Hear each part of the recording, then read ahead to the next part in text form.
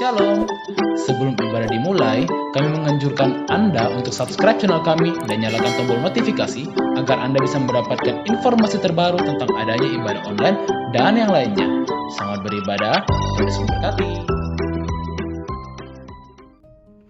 Shalom saudara-saudara yang terkasih. Saya mengajak saudara memperhatikan beberapa hal sebelum saudara mengikuti ibadah online Gereja Kristen Kalang Kudus, Makassar. Yang pertama, persiapkan diri saudara untuk dapat beribadah dengan baik dengan menggunakan pakaian yang tepat. Yang kedua, pilihlah ruangan yang tepat untuk saudara dapat beribadah dengan baik. Yang ketiga, meskipun saudara sedang menonton ibadah online ini, namun janganlah memiliki sikap hati sebagai seorang penonton, tetapi milikilah sikap hati sebagai seorang penyembah yang turut berdoa, memuji, dan menyembah Tuhan. Yang keempat, pastikan saudara mengikuti ibadah ini sampai selesai. Yang kelima, persembahan dapat dilakukan dengan cara transfer ke rekening Gereja Kristen Kalang Kudus, Makassar. Selamat beribadah, Tuhan Yesus memberkati.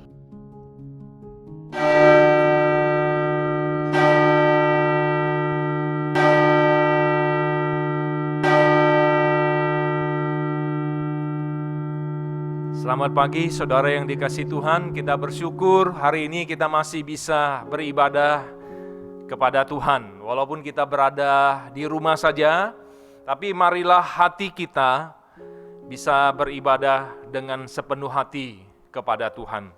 Saya mengajak kita semua bangkit berdiri. Mari kita siapkan hati kita di hadapan Tuhan untuk memasuki ibadah.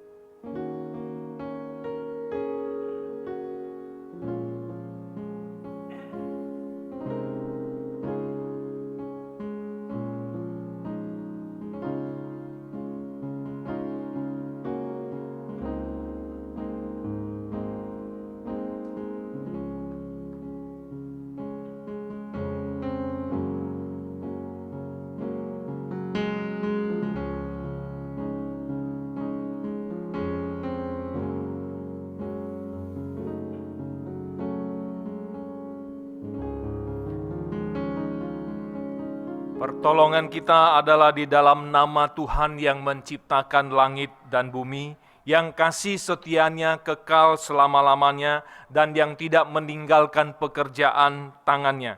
Kasih karunia dari Allah Bapa dan dari Tuhan Yesus Kristus, serta persekutuan Roh Kudus menyertai kita. Amin. Shalom dan selamat pagi Bapak Ibu jemaat Tuhan yang terkasih. Kita bersyukur jikalau pada pagi hari ini kita masih diberikan kesempatan untuk boleh beribadah kepada Tuhan secara online di rumah saja. Tetapi biarlah itu tidak mengurangi sukacita kita, tidak mengurangi semangat kita untuk memuji membesarkan nama Tuhan.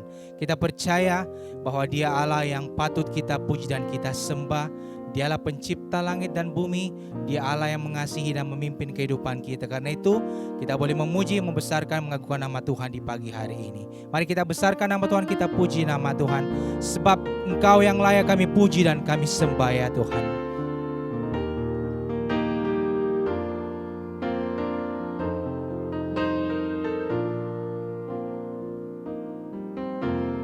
Tak terukur kasih-Mu Yesus, Kau telah mati gantikan hidupku.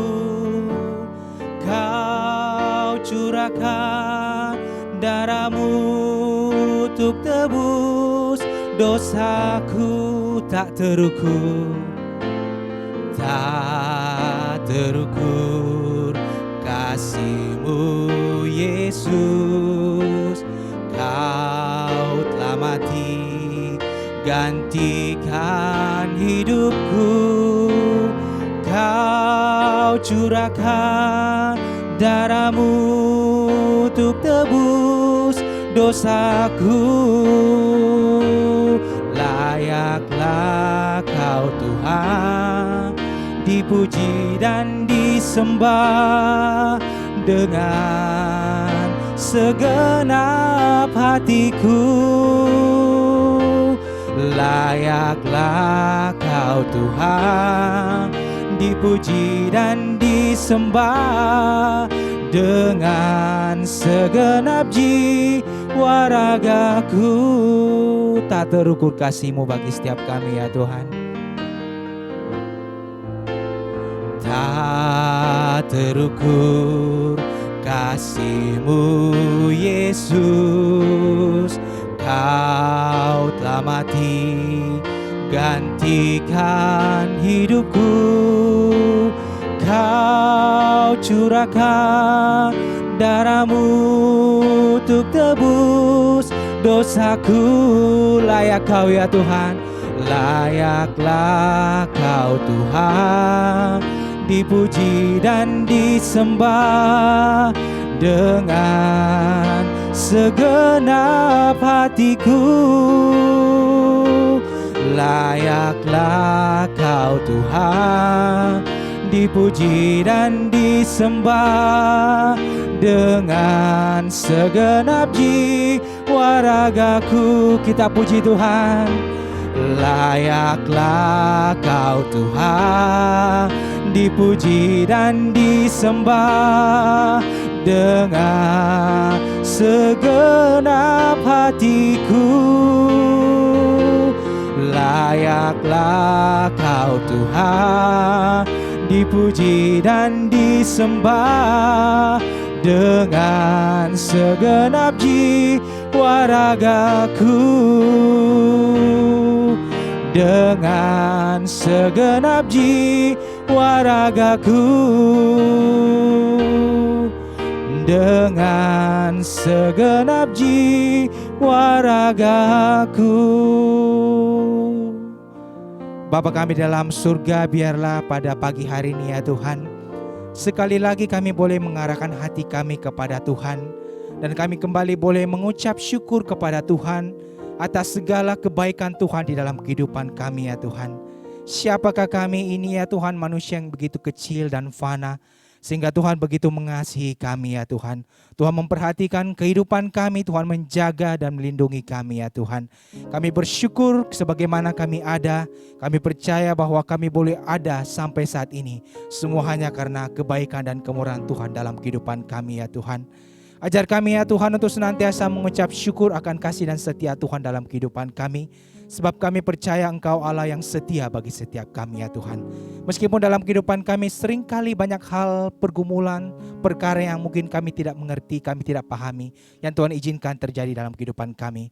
Tetapi biarlah Tuhan hati kami boleh tetap memandang kepada Tuhan, memandang kepada kebaikan Tuhan, kesetiaan Tuhan di dalam kehidupan kami. Kami bersyukur pada pagi hari ini Tuhan masih beri kesempatan kami boleh datang berbakti, beribadah, memuji membesarkan nama-Mu ya Tuhan. Biarlah Tuhan ibadah kami pada pagi hari ini boleh menjadi sebuah persembahan yang harum yang boleh menyenangkan hati Tuhan. Engkau bertahta atas segala pujian penyembahan kami. Dan biarlah Tuhan juga boleh berbicara bagi setiap kami jemaat-Mu Tuhan, melalui kebenaran firman-Mu, menegur kami, sekali lagi mengingatkan kami agar kami boleh hidup serupa dengan Tuhan. Terima kasih Tuhan, ampuni segala dosa dan kesalahan kami, sebab kami tahu kami yang manusia yang bersalah kepadamu ya Tuhan. Layakkan kami untuk boleh datang ke tata hadirat-Mu yang kudus, untuk boleh memuji membesarkan nama-Mu. Dari awal sampai akhir ibadah kami serahkan ke dalam tangan Tuhan. Biarlah semua boleh jadi seturut dengan kehendak-Mu, dan biarlah hanya nama-Mu Tuhan ditinggikan, diagungkan melalui ibadah kami pada pagi hari ini. Terima kasih Bapa, ini doa kami di dalam nama Tuhan Yesus, Putra-Mu yang tunggal, Tuhan dan Juru Selamat kami yang hidup. Kami telah berdoa dan mengucap syukur. Amin. Sambil tetap berdiri, mari bersama-sama kita membacakan pengakuan iman rasuli. Pengakuan iman rasuli. Aku percaya kepada Allah, Bapa yang Maha Kuasa, Khalik langit dan bumi, dan kepada Yesus Kristus, anaknya yang tunggal Tuhan kita, yang dikandung dari Roh Kudus, lahir dari anak darah Maria, yang menderita sengsara di bawah pemerintahan Pontius Pilatus, disalibkan, mati dan dikuburkan, turun ke dalam kerajaan maut. pada hari yang ketiga bangkit pula dari antara orang mati, naik ke sorga, duduk sebelah kanan Allah, Bapa yang Maha Kuasa. Dan dari sana ia akan datang untuk menghakimi orang yang hidup dan yang mati. Aku percaya kepada Roh Kudus, gereja yang kudus dan am, persekutuan orang kudus, pengampunan dosa, kebangkitan tubuh, dan hidup yang kekal. Amin. Kita percaya bahwa Dia adalah Allah yang menjadi sumber kekuatan kita. Dia Allah yang bukan hanya telah menebus kita di atas kayu salib, membayar setiap dosa kita, tetapi Dia juga Allah yang berjanji untuk menyertai kita di dalam kehidupan kita. Di setiap tantangan pergumulan kehidupan kita, Dia berjanji menyertai kita, memberikan kita kekuatan, memberikan kita damai sejahtera, sukacita untuk boleh tetap bertahan menjalani kehidupan kita dengan tetap bersandar kepada Tuhan. Biarlah kita boleh sekali lagi menyerahkan seluruh kehidupan kita ke dalam tangan Tuhan, sebab kita percaya hanya Yesus sumber kekuatan di dalam kehidupan kita.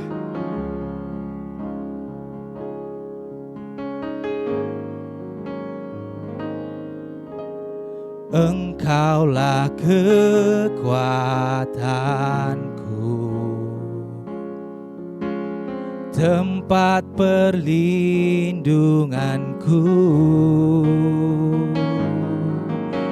saat badai menerpa. Aku tak akan goyah,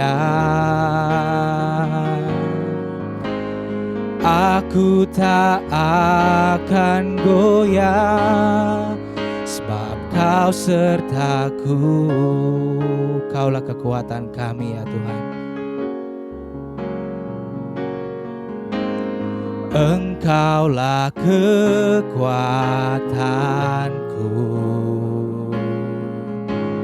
tempat perlindunganku saat badai menerpa. Aku tak akan goyah, aku tak akan goyah, sebab Kau sertaku. Sejauh langit dari bumi, begitu besarnya kasih-Mu, penuhi hati kami yang rindu menyembah-Mu, Yesus. Sejauh langit dari bumi, begitu besarnya kasih-Mu. Kaulah Tuhan, kekuatanku, sukacitaku.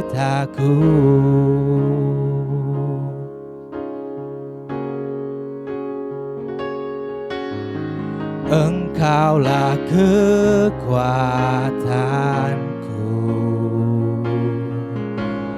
tempat perlindunganku. Walau badai menerpa, aku tak akan goyah, aku tak akan goyah, sebab Kau sertaku. Sejauh langit dari bumi, begitu besarnya kasih-Mu, penuhi hati kami yang rindu menyembah-Mu, Yesus. Sejauh langit dari bumi. Begitu besarnya kasih-Mu, Kaulah Tuhan, kekuatanku, sukacitaku. Sejauh langit, sejauh langit dari bumi. Begitu besarnya kasih-Mu, penuhi hati kami yang rindu menyembah-Mu, Yesus. Sejauh langit dari bumi, begitu besarnya kasih-Mu, Kaulah Tuhan, kekuatanku, sukacitaku.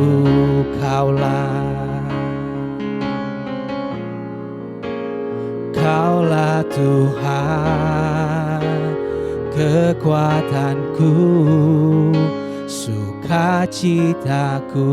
Kaulah Tuhan kami, Kaulah Tuhan, kekuatanku, sukacitaku. Kita percaya bahwa nama Yesus, nama di atas segala nama. Dia Allah yang berkuasa, Dia Allah yang sanggup menolong kita melewati setiap persoalan pergumulan kehidupan kita. Saya percaya bahwa dalam kehidupan kita mungkin kita banyak ketakutan, kita banyak kekhawatiran akan kehidupan kita, akan masa depan kita. Tetapi ketika kita belajar untuk menyerahkan seluruh kehidupan kita di dalam tangan Tuhan, kita percaya bahwa Dia nama yang sanggup memelihara kehidupan kita. Sebab nama Yesus di atas segala nama. Saya mau mari kita bertepuk tangan, kita membesarkan nama Tuhan, kita memuji nama Tuhan. Sebab kita percaya nama Yesus di atas segalanya.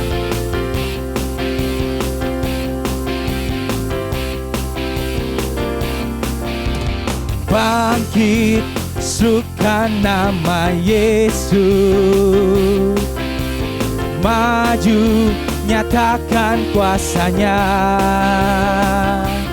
Kita buat iblis gemetar, kalahkan tipu dayanya dengan kuasa namanya.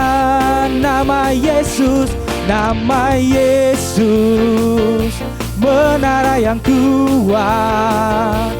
Nama Yesus, kota benteng yang teguh. Nama Yesus, kalahkan semua musuh. Nama Yesus di atas segalanya. Apapun yang terjadi dalam kehidupan kita, mari kita percaya bahwa Dia Allah yang sanggup menolong kita. Nama Yesus, nama di atas segalanya. Bangkit, suka nama Yesus. Maju, nyatakan kuasanya. Kita buat iblis gemetar, kalahkan tipu dayanya dengan kuasa namanya. Nama Yesus, nama Yesus, menara yang kuat.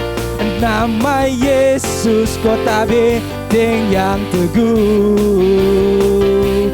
Nama Yesus, kalahkan semua musuh. Nama Yesus di atas segalanya. Nama Yesus, nama Yesus, menara yang kuat. Nama Yesus, kota benteng yang teguh. Nama Yesus, kalahkan semua musuh.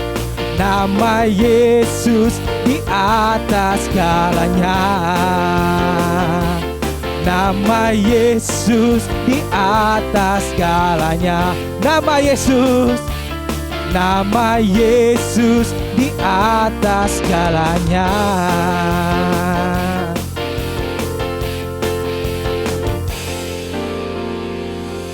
Bapak Ibu sekalian, kita hidup di dalam dunia yang penuh dengan ketidakpastian.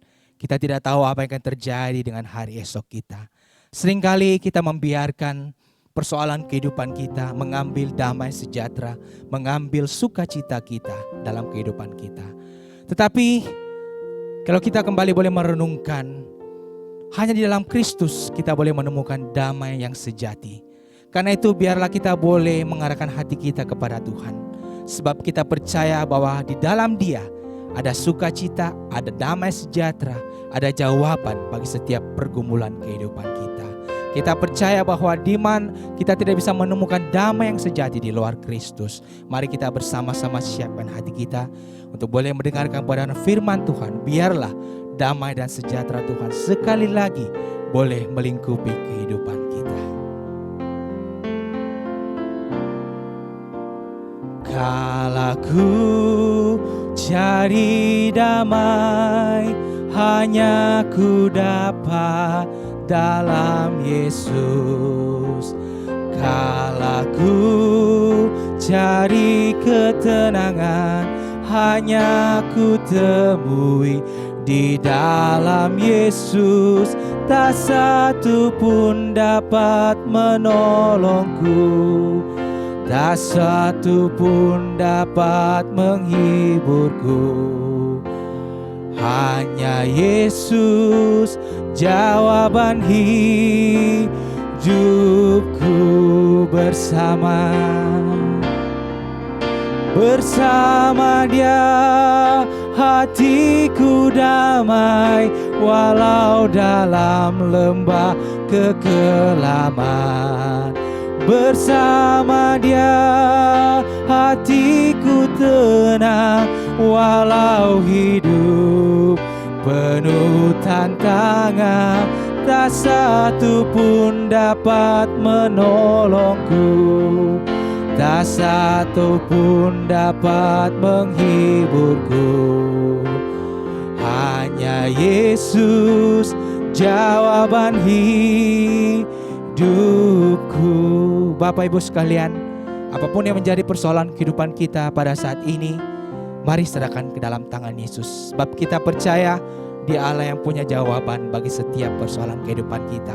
Meskipun saat ini mungkin kita belum menemukan, belum melihat jalan Tuhan, seakan-akan sepertinya Tuhan belum membuka jalan bagi setiap persoalan kehidupan kita. Mari kita percaya bahwa Dia Allah yang lebih tahu yang terbaik dalam bagi kehidupan kita. Dan Dia Allah yang akan menyatakan jalan yang terbaik, Dia Allah yang akan menyatakan kehendaknya yang terbaik bagi setiap kita, sesuai dengan waktu dan kehendak Tuhan di dalam kehidupan kita.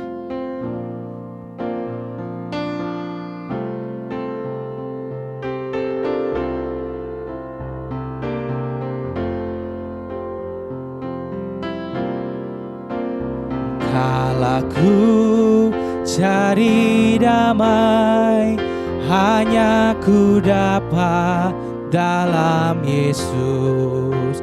Kala ku cari ketenangan, hanya ku temui di dalam Yesus. Tak satu pun dapat menghiburku, tak seorang pun dapat menolongku. Hanya Yesus jawaban hidupku.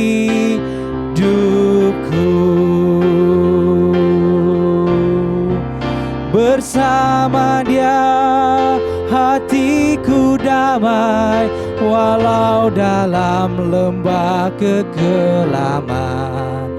Bersama Dia hatiku tenang, walau hidup penuh tantangan. Tak satu pun dapat menghiburku, tak seorang pun dapat menolongku. Hanya Yesus jawaban hidup. Sekali lagi bersama Dia. Bersama Dia hatiku damai, walau dalam lembah kekelaman.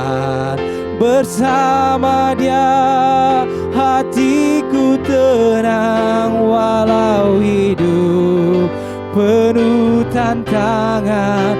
Tak satu pun dapat menghiburku, tak seorang pun dapat menolongku. Hanya Yesus jawaban hidupku. Hanya Yesus, hanya Yesus jawaban hidup. Sekali lagi kita katakan hanya Yesus.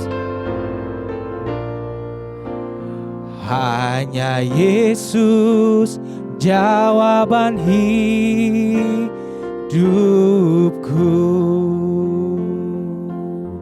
Firman Tuhan pada pagi hari ini dibawakan oleh Bapak Pendeta Bambang Wiyanto. Pada waktu dan tempat kami persilakan, kiranya firman Tuhan boleh memberkati kita semua. Shalom. Kita boleh bersyukur hari ini kita boleh beribadah kepada Tuhan walaupun secara virtual. Bagaimana kesan saudara selama 3 bulan sudah beribadah secara online ini? Begitu banyak orang yang bercerita. Pada bulan pertama, pada waktu ibadah secara online, wah mereka penuh antusias beribadah bersama dengan keluarga di rumah. Memasuki pada bulan yang kedua, mereka merasakan sudah mulai biasa saja. Tapi masuki pada bulan yang ketiga, ada yang dengan jujur mengatakan ibadah menjadi tidak tertib lagi di rumah. Bahkan ada yang mengatakan saya sambil beribadah, sambil melakukan tugas yang lain. Bahkan ada yang bercerita sambil beribadah, mendengarkan firman Tuhan sambil memasak. Ada yang juga bercerita sambil kemudian beribadah pada waktu itu mereka melakukan berbagai aktivitas bersama dengan keluarga. Lalu ada juga yang bercerita, pada waktu mereka beribadah di rumah itu, mereka merasakan adanya satu hal yang tidak mereka jumpai pada waktu beribadah bersama dengan rekan-rekan jemaat. Mereka merasakan bahwa perjumpaan dengan Tuhan itu lebih enak pada waktu beribadah di gereja. Di mana pada waktu itu kita boleh memuji Tuhan.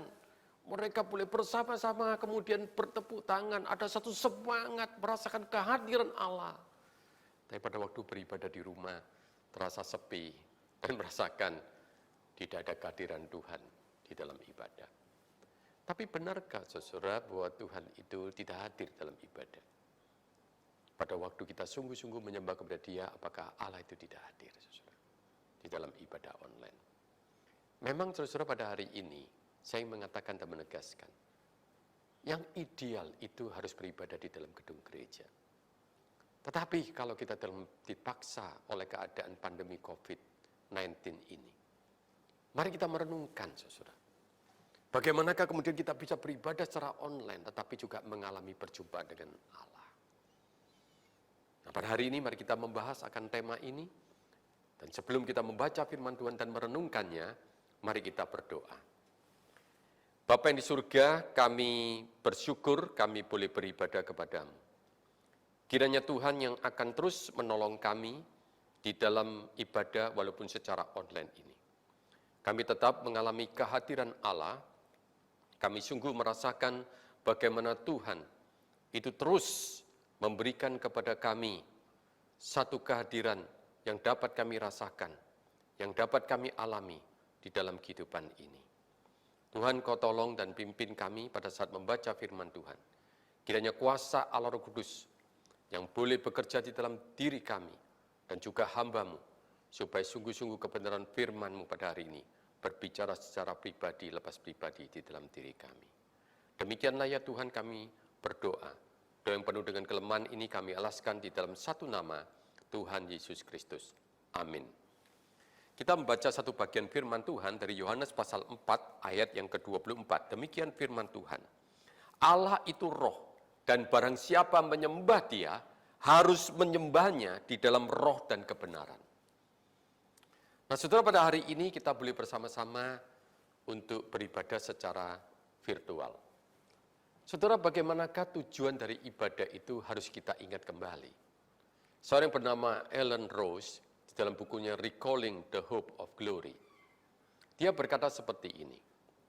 Kalau jemaat itu pulang seusai ibadah, ini digambarkan adalah pada waktu kebaktian offline, tanpa berbekal hasrat untuk hidup semakin berkenan di hadapan Tuhan, maka tujuan ibadah itu belum tercapai. Saudara, dari apa yang dikatakan oleh Ellen Rose ini, biarlah juga menjadi satu acuan bagi kita pada saat kita beribadah secara online. Kalau kita itu selesai ibadah online tanpa berbekal satu hasrat di dalam diri kita, untuk hidup kita semakin berkenan di hadapan Tuhan, sebetulnya tujuan ibadah kita itu gagal, tidak tercapai. Lalu kemudian dia juga mengatakan, kalau mereka melangkah keluar, maksudnya jemaat itu keluar dari gedung gereja, tanpa menyadari bahwa mereka perlu menyesuaikan kehidupannya dengan kitab suci, sekalipun ini berarti mengubah gaya hidup itu, maka itu bukan ibadah yang sejati. Justru di sini kita juga belajar, saudara. Pada waktu selesai kita itu ibadah online, tapi kita itu enggan untuk menyesuaikan kehidupan kita sesuai dengan apa yang diberitakan melalui firman Tuhan di dalam ibadah online itu. Walaupun itu mesti harus kita mengubah akan gaya hidup kita. Tapi kalau kita tidak melakukannya, maka sebelum kita melakukan ibadah yang sejati. Lalu kemudian Ellen Rose itu berkata, kitab suci menyatakan bahwa dengan jelas ibadah yang sejati itu mengubah kehidupan. Di dalam Alkitab itu jelas bahwa ibadah yang sejati itu harus mengubah akan kehidupan. Nah, mari kita belajar dari Yohanes pasal 4 ayat 24 yang sudah kita baca tadi. Di sana dikatakan Allah itu roh dan barang siapa menyembah Dia harus menyembahnya dalam roh dan kebenaran. Apa artinya menyembah di dalam roh, saudara? Itu artinya ada satu aspek spiritual, ada satu aspek yang ada di dalam diri kita yang kemudian kita sungguh-sungguh ingin menyatakan bahwa pada waktu kita beribadah, maka kita itu ada satu rasa antusiasme, ada perasaan yang begitu menggelora.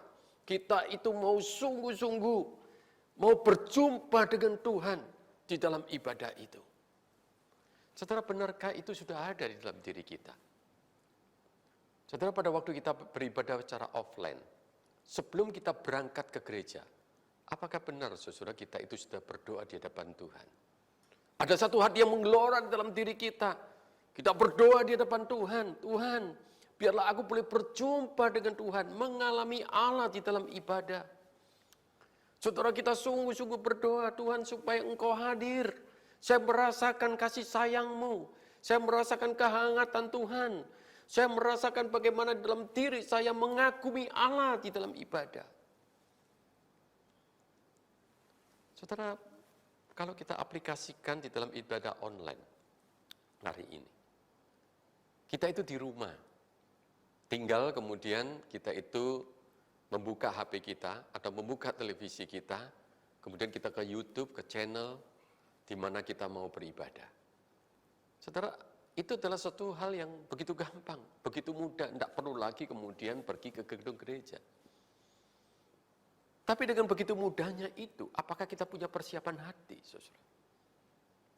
Kita sungguh-sungguh mau menyembah Dia? Apakah kita hanya asal kemudian memegang HP, karena waktu jamnya ibadah sudah akan dimulai, lalu kita kemudian membuka televisi, karena jam ibadah segera akan dimulai? Saudara, tanpa persiapan apa-apa di dalam diri kita. Saudara, justru pada waktu kita bersama-sama mengatakan, menyembah di dalam roh itu, saudara. Kalau kita tidak menyembah dalam pimpinan Roh Kudus, maka kita beribadah tanpa mengalami perjumpaan yang intim itu dengan Allah. Karena jelas dikatakan, kita harus menyembah Dia, menyembahnya di dalam roh. Perjumpaan yang intim dengan Tuhan itu saudara digambarkan oleh Martin Luther itu dengan kata-kata seperti ini. Pada waktu kita itu menyembah Allah di dalam roh, maka di situ ada satu ibadah, ada satu penghormatan di dalam hati kita, yang dimana kita boleh menyiratkan melalui ibadah dan kemudian penghormatan kepada Allah. Di situ terkandung satu maksud, kita tuh memiliki satu hati yang takut kepada Tuhan dan percaya itu di dalam Dia. Saudara, bukankah apa yang dikatakan Martin Luther itu begitu bagus buat kita semuanya? Masih adakah saudara kita itu penghormatan kepada Allah pada waktu kita beribadah secara online ini? Mungkin kita masih asal-asalan sambil tiduran. Ada yang tadi juga dikatakan sambil masak, melakukan aktivitas yang lain. Atau kita juga kemudian ibadah di dalam kehidupan kita itu juga kemudian ya belum mandi, belum melakukan kegiatan apa-apa, pokoknya kemudian kita itu lakukan dengan sembarangan yang seperti itu. Saudara, justru Martin Luther mengatakan pada waktu kita menyembah di dalam roh itu, ada satu ibadah yang kita mau ungkapkan dan sekaligus juga dikatakan apa? Seolah ada satu pelayanan di dalam hati kita untuk menyembah kepada Dia. Ada satu perasaan yang kagum, penghormatan di dalam dirinya. Saudara. Karena kita itu merasa bahwa Dia adalah Allah yang begitu kudus. Saya adalah orang yang najis. Maka kita punya hati yang takut kepada Tuhan. Pada waktu mau beribadah, kita itu berlutut mengaku akan dosa-dosa kita. Supaya sungguh-sungguh kemudian di dalam diri kita bisa menghormati dan mengagumi Allah. Demikian juga pada waktu beribadah dikatakan kita bisa trust in Him. Bisa percaya kepada Dia. Oh, ini luar biasa, saudara. Kenapa kita harus percaya kepada Dia, saudara? Karena melalui roh itulah, saudara, dikatakan apa? Kita itu boleh sungguh-sungguh mengutarakan, mengungkapkan apa yang ada di dalam diri kita itu secara tulus. Diungkapkan secara terbuka di hadapan Tuhan.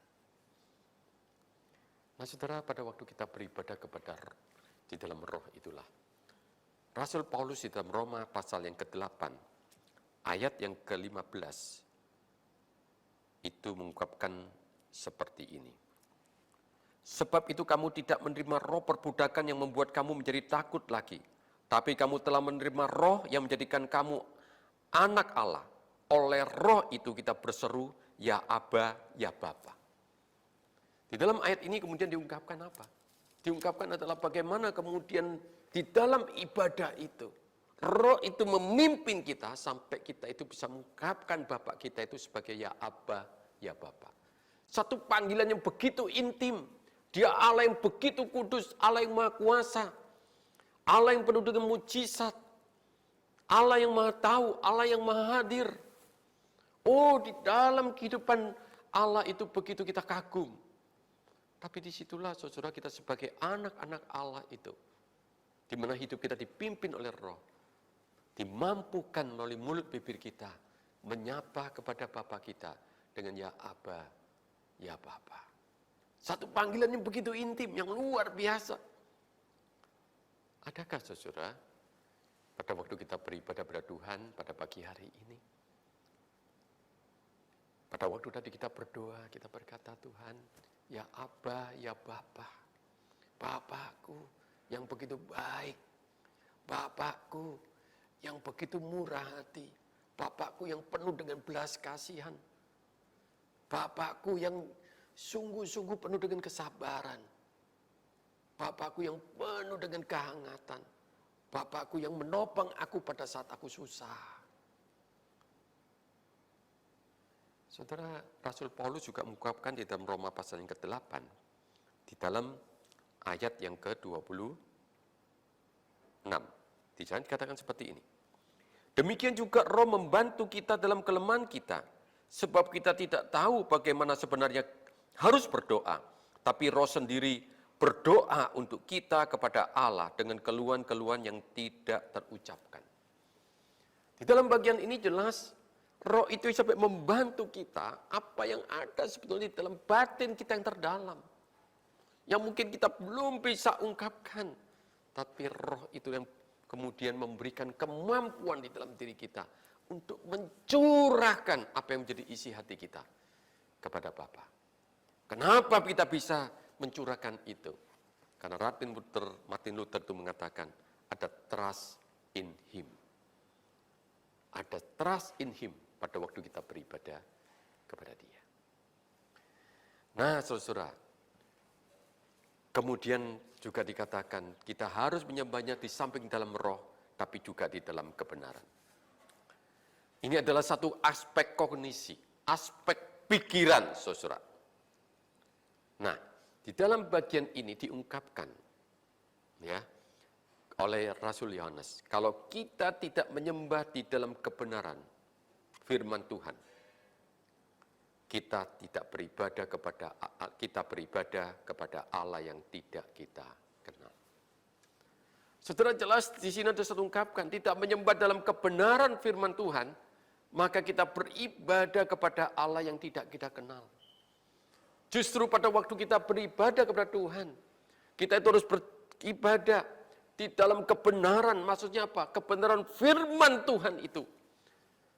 Sebagai satu keyakinan dalam diri kita, itu adalah suara hati Allah.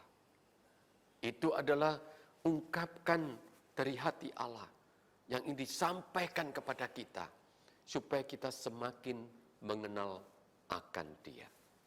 Bukankah kalau kita semakin mengenal akan Allah, membuat kita semakin kagum dan membuat kita semakin antusias untuk beribadah? Saudara, kalau kita semakin mengenal akan Allah, di situ sebetulnya menjadi titik tolak akan kunci kita, saudara. Pada waktu kita beribadah, hati kita bukan hanya sekedar bersyukur, tapi hati kita menggelora karena kita mau datang menyembah kepada Allah yang begitu luar biasa di dalam hidup kita ini. Nah, Martin Luther itu juga mengungkapkan demikian, saudara. Ibadah itu sebagai saat di mana Allah berbicara kepada jemaat lewat firman-Nya. Itu sesuatu yang luar biasa yang Martin Luther ungkapkan. Ibadah itu di mana Allah berbicara kepada jemaatnya lewat firman-Nya. Dan kalau itu sungguh-sungguh kita hayati, maka seharusnya jemaat itu juga berbicara kepadanya melalui respon kita di dalam doa dan pujian. Nah, saudara, inilah kemudian dikatakan apa? Kita mengalami perjumpaan dengan Allah. Allah itu berbicara kepada kita, lalu jemaat juga berespon. Berespon apa? Di dalam doa. Kalau firman Tuhan itu memberikan penghiburan kepada kita, oh, kita mengucap syukur kepada Tuhan. Kalau firman Tuhan itu menyatakan Dia adalah Allah yang murah hati, oh, kita bisa mengucap syukur dalam doa kita. Kalau Allah kita adalah Allah yang berjanji untuk menopangkan hidup kita, kita boleh bersyukur di dalam diri kita. Karena Dia adalah Allah yang memberikan janji, memberikan perlindungan, providensia di dalam kehidupan kita. Tapi kita juga bukan demikian, saudara. Pada waktu Allah itu berbicara kepada kita dan firman Tuhan itu memberikan teguran dan nasihat di dalam hidup kita, supaya hidup kita semakin baik. Justru disitulah, saudara, pada waktu pujian, pada waktu doa dinaikkan, kita sangat antusias. Kenapa? Karena Allah itu begitu baik, masih mau mengingatkan akan hidup kita. Hal-hal yang menjadi kesalahan dalam hidup kita, Tuhan itu ingin perbaiki. Hal-hal yang mungkin, saudara, orang lain tidak tahu, tetapi kita tahu itu adalah kelemahan kita. Tuhan mau perbaiki. Tuhan mau menegur kita, supaya kita bertobat. Bukankah itu melahirkan satu ucapan syukur dan pujian di dalam diri kita? Nah, saudara, pada waktu kita mendengar firman Tuhan di dalam ibadah online, saudara, apa yang kita rasakan pada saat kita itu mendengar firman Tuhan? Satu pengalaman pribadi saya, saudara, pada bulan yang lalu, pada waktu saya mendengarkan firman Tuhan di dalam ibadah online, saudara, saya merasa juga Tidak ada sesuatu hal yang membuat saya bergairah, saudara. Lalu saya berdoa di hadapan Tuhan. Tuhan, saya ingin mendengar firman Tuhan ini dengan sungguh-sungguh. Saudara, tiba-tiba di dalam benak saya kemudian teringat, iya ya, Yesus itu adalah sahabat yang sejati.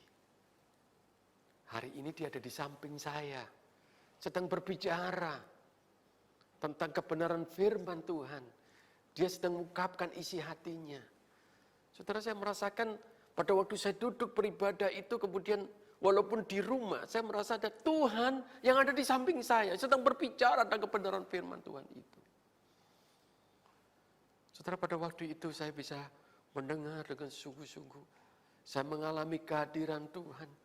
Saya merasakan Yesus ada di samping saya, sedang berbicara tentang kebenaran, sedang bercerita tentang kebenaran. Melalui firman Tuhan yang dipaparkan, saya juga bisa merasakan kemudian bagaimana Allah berbicara secara pribadi dalam diri saya. Saudara, di situ saya mengalami satu perjumpaan pribadi saya di dalam kebenaran itu. Nah, saudara, kalau boleh saya simpulkan di dalam bagian ini, saudara, adalah seperti ini. Menyembah dalam roh tanpa menyembah dalam kebenaran, maka kita menyembah tanpa lebih mendalam mengenal akan Allah. Saudara, kalau kita sekian lama beribadah, tapi kita tidak lebih dalam lagi mengenal akan Allah, saudara, itu tidak membuat Anda akan semakin terkagum dan mengalami perjumpaan secara pribadi yang lebih hangat dengan Tuhan. Karena Anda tidak mengenal lebih dalam akan Allah. Menyembah dalam kebenaran tanpa menyembah dalam roh, maka kita menyembah Allah hanya berpusatkan pada pengetahuan tentang Allah tanpa mengalami perjumpaan secara pribadi dengan Allah. Saudara, kita akan merasakan ibadah itu kering. Nah, buktinya apa? Saudara begitu pulang dari ibadah, saudara, yang kita ceritakan itu apa sih? Biasanya apa? Oh, tadi pengkhotbahnya bagus, firman Tuhannya bagus. Tapi pernahkah kita bercerita sama teman kita, saudara kita, keluarga kita? Benar loh, tadi waktu ibadah ya Tuhan itu berbicara pribadi dengan saya. Saya mengalami perjumpaan yang begitu intim dengan Tuhan. Pernahkah kita cerita seperti itu? Saudara, kalau kita mengingat aja firman Tuhannya saja tanpa mengubah akan hidup kita, dan kita tanpa kemudian membuat kita itu memiliki hubungan yang intim dengan Tuhan, saudara. Saudara, paling ibadah, khotbah itu saudara ingat 1-2 minggu, 3 minggu lagi kemudian lupa, bukan? Boleh nggak saya tanya pada hari ini, saudara masih ingat nggak khotbah minggu lalu yang saudara dengarkan? Dari nats mana? Atau 2 minggu lalu? Tapi saudara, kalau kita mengalami kehangatan dengan Tuhan, kita mengalami perjumpaan dengan Tuhan, saudara, kita tidak mungkin lupa. Saudara, saya masih ingat loh, satu ibadah yang saya pernah ikuti, yang berkhotbah itu seorang majelis yang sederhana di sebuah desa. Saudara, saya ibadah di situ. Saya mengalami perjumpaan dengan Tuhan. Saya masih ingat pada sampai hari ini. Khotbahnya tentang Yunus yang melarikan diri. Ceritanya itu begitu simpel. Tapi kemudian ada satu ungkapan yang dia katakan. Sebetulnya, saudara dan saya itu adalah Yunus yang modern di dalam panggilan kita kepada Tuhan. Khotbah yang begitu simpel, tapi itu masih saya ingat. Setiap kali saya mengalami kekeringan di dalam pelayanan, saya masih ingat khotbah dari Bapak Majelis yang di sebuah desa itu. Yang kemudian kembali menggelorakan saya untuk memiliki satu semangat di dalam melayani Tuhan. Nah, pada hari ini saudara, sekali lagi saya tegaskan, kondisi yang paling ideal kita beribadah bersama-sama di dalam satu gedung gereja bersama dengan seluruh jemaat, saudara. Tetapi di dalam masa pandemi ini, kalaupun kita harus dipaksa beribadah secara online, Tapi biarlah kita tidak kehilangan satu momen mengalami Allah di dalam ibadah kita. Kiranya firman Tuhan pada hari ini boleh menjadi berkat bagi kita semuanya.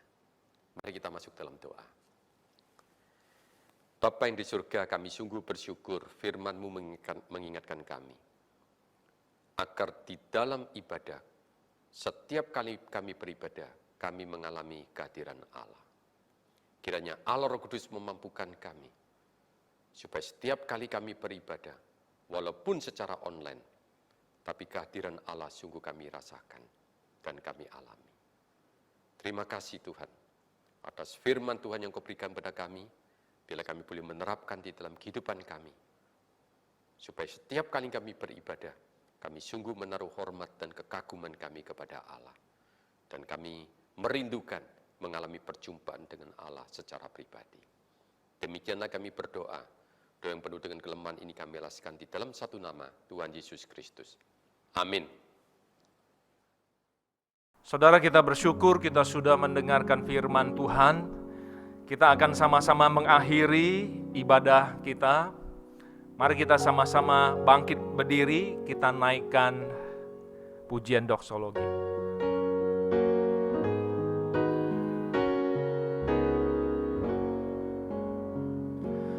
Puji Allah Bapa Putra, puji Allah Rohul Kudus, ketiganya yang esa.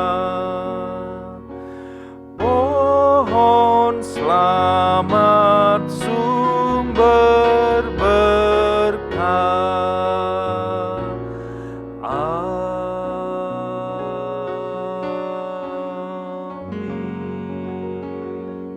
Mari kita tundukkan kepala dan hati kita di hadapan Tuhan.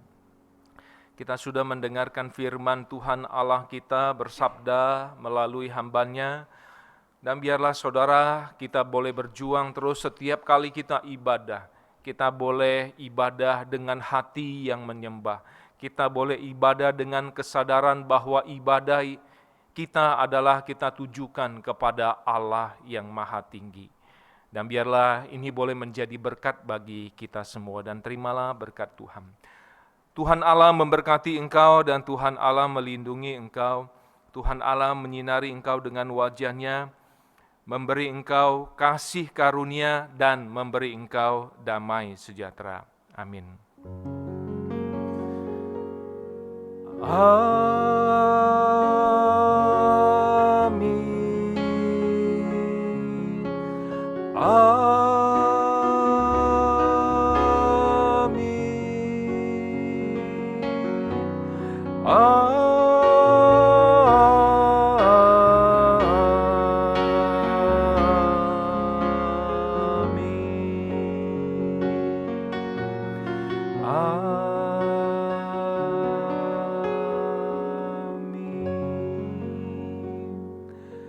Saudara dipersilakan duduk, mari kita ambil saat teduh sejenak di hadapan Tuhan.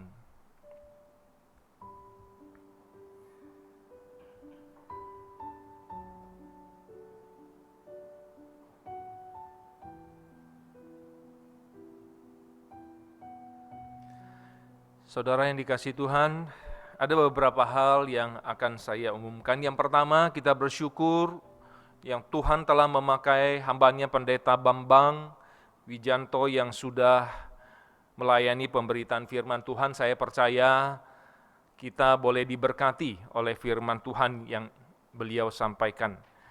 Saudara, mari kita tetap terus menjaga kesehatan kita supaya orang-orang yang ada di sekitar kita, khususnya keluarga kita, boleh tetap sehat dan terjaga dengan baik. Dan untuk selanjutnya mengenai ibadah di gedung gereja, kami masih terus memantau keadaan, mempelajari segala sesuatu. Jikalau nanti sudah memungkinkan untuk kita bisa beribadah di gereja, maka kami pihak gereja akan menyampaikannya kepada Bapak Ibu semua. Demikian yang saya bisa umumkan. Tuhan Yesus memberkati kita semua. Selamat berhari Minggu. Shalom, Warta Jemaat Gereja Kristen Kalam Kudus Makassar, edisi 2 Agustus 2020. Kebaktian umum online minggu depan akan tayang di YouTube tanggal 9 Agustus 2020 yang akan dipimpin oleh Evangelis Daud Padan. Ibadah doa online akan tayang di YouTube Kamis tanggal 6 Agustus 2020 jam 7:30 malam dipimpin oleh Evangelis Ratna Wijaya. Halo adik-adik, jangan lupa ya ikuti ibadah sekolah minggu online yang akan tayang di YouTube tanggal 2 Agustus 2020 jam 10 pagi. Bagi para jemaat Gereja Kristen Kalam Kudus Makassar, baik yang di pusat dan yang di pos, kami berdoa Tuhan senantiasa melindungi kita semua sehingga kita dan sekeluarga selalu dalam keadaan sehat. Tetaplah beribadah kepada Tuhan di rumah masing-masing agar pertumbuhan rohani kita tetap terpelihara dengan baik. Salam kami, hamba Tuhan dan Majelis Gereja Kristen Kalam Kudus Makassar.